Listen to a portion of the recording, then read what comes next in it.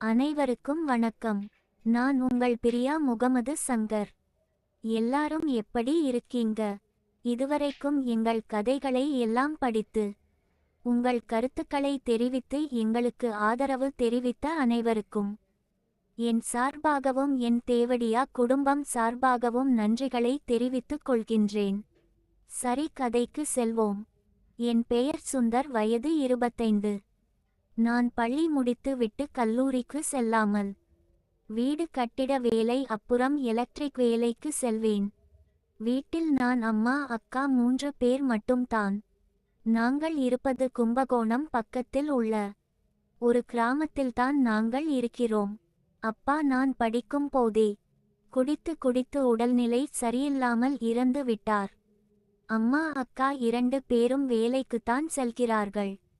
அம்மா பெயர் லதா, வயது 45 இருக்கும். அம்மா பார்க்க கிராமத்து குயில் போல் இருப்பாள். அம்மா வேலைக்கு போகும் போது சேலைதான் கட்டி கொண்டு போவாள். அக்கா அப்படியே அம்மாவை போல் தான் இருப்பாள். அக்கா பெயர் கவிதா, வயது 27 ஆகுது. அக்காவுக்கு இன்னும் கல்யாணம் ஆகல. அம்மா தெருவில் நடந்து போனாள். போறவன் வரவன் எல்லாம் நின்னு பார்த்துட்டுதான் போவான். அதேபோல் அம்மா லதா வீட்டிலும் நல்லா தரிசனம் காமிப்பாள். அம்மா லதா ஒன்னும் பத்தினிலாம் இல்லை. ஊர்ல உள்ள பல ஆண்கள் அம்மாவுடன் இருந்திருக்கிறார்கள். அம்மா லதாவை போல்தான் அக்கா கவிதாவும். அம்மாவுக்கு பக்கத்து ஊர்ல ராஜா என்று ஒருத்தன். அம்மாவுக்கு கள்ள புருஷன் இருக்கிறான். அவன் தான் இப்பலாம் அம்மாவை தள்ளிட்டு இருக்கான். அவன் வெள்ளிக்கிழமை இரவு வீட்டுக்கு வந்தாள். திங்கள்கிழமை காலையில்தான் போவான். அவன் வரும்போதே சரக்கு அப்புறம் சமைக்க சிக்கன் இல்லை என்றால் மீன் கறி என வாங்கிட்டு வருவான். அம்மா அக்கா அப்புறம் ராஜா 3 பேரும் தான் சரக்கு அடிச்சிட்டு சாப்பிட்டு விட்டு அக்கா கவிதா உள்ள இருக்க ரூம்ல தூங்க போக அம்மா லதாவை ராஜா வீட்டு காலில் இருப்பார்கள். அம்மாவும் அவனுக்கு கம்பெனி கொடுத்து வாங்குவாள். சில சமயங்களில் ராஜா உடன் அவன் நண்பர்கள் 1 இல்லனா 2 பேர் வருவார்கள். அவர்களுடன் சேர்ந்து அம்மா லதா கூட்டி கொண்டு இருப்பான். சில சமயங்களில் போதையில் காலை வரைக்கும் அப்படிதான் படுத்து இருப்பார்கள். நாங்கள் காலையில் வேலைக்கு போனால் வீட்டுக்கு வர சாயங்காலம் 5 இல்லை என்றால் 6 மணி கூட ஆகும். சம்பள நாள் என்றால் வீட்டுக்கு வர 7 மணி ஆகும். அப்படித்தான் ஒரு நாள் நான் காலையில் 8 மணிக்கு எல்லாம் எழுந்து கிளம்பி வேலைக்கு போயிட்டேன். அம்மா அக்கா 2 பேரும் வேலைக்கு போகவில்லை. நான் அம்மா லதா கிட்ட கேட்டேன். அதற்கு அம்மா லதா சொன்னாள், இன்னைக்கு நைட்டு கான்கிரீட் வேலை இருக்கு என்று சொன்னாள்.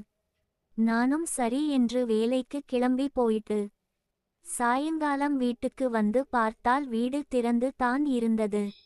அப்போது நான் நினைத்தேன், அம்மா அக்கா 2 பேரும் வேலைக்கு போறேன்னு சொன்னாங்கதானே என நினைத்து கொண்டு வீட்டுக்குள் சென்றேன். அம்மா அக்கா ராஜா 3 பேரும் காலில் உட்கார்ந்து சரக்கு அடித்து கொண்டு இருந்தார்கள். அம்மா லதா சேலை அணிந்து கொண்டு இருந்தாள். அம்மா தலையில் மல்லி பூ வைத்து இருந்தாள். ராஜா வீட்டுக்கு வரும் போது எல்லாம் பூ வாங்கிட்டு வந்து அவரே வைத்து விடுவார். அம்மாவும் அப்பா இறந்ததை பற்றி கொஞ்சம் கூட நினைத்து பார்த்தது இல்லை. அம்மா நெற்றியில் குங்குமம் வைத்து பார்க்க கிராமத்து கீழாட்டம் போல் பத்தினி போல் இருப்பாள். ஆனா பார்த்தால் பச்சை தேவடியாதான் லதா.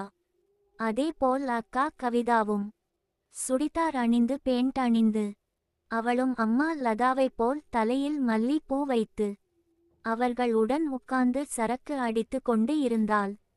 நான் வேலைக்கு போயிட்டு வந்து சாப்பாடு பையை அடுப்பாங்கரையில் வைத்து விட்டு ரூமுக்கு சென்றேன்.